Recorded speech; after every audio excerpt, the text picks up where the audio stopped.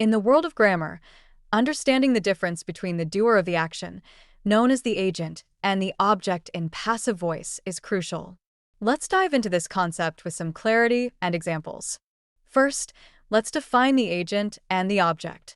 In a sentence, the agent is the one performing the action, while the object is the one receiving the action. In active voice, this distinction is straightforward. For instance, in the sentence, the chef cooks the meal, the chef is the agent because they're doing the cooking, and the meal is the object because it's what's being cooked. Now, when we switch to passive voice, the structure changes. The focus shifts from the doer to the action itself. So, that same sentence in passive voice becomes, the meal is cooked by the chef.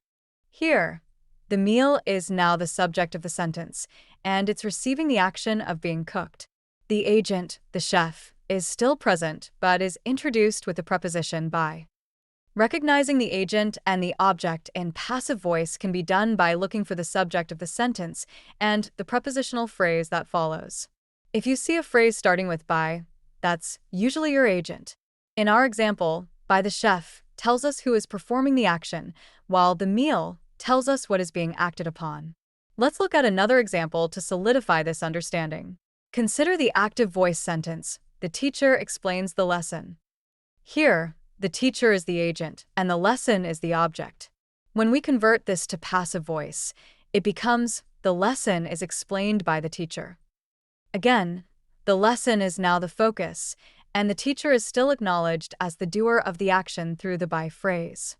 It's interesting to note that sometimes the agent can be omitted in passive constructions. For instance, the lesson is explained. In this case, we don't know who explains it, but the focus remains on the lesson itself. This is often used when the doer is unknown or irrelevant to the context. To summarize, in passive voice, the object becomes the subject of the sentence, and the agent is introduced with by. Recognizing them involves identifying the subject and looking for that prepositional phrase. Understanding this distinction not only enhances your grammar skills, but also improves your ability to convey information clearly and effectively. So, whether you're writing an essay or crafting a story, mastering the use of active and passive voice will elevate your communication.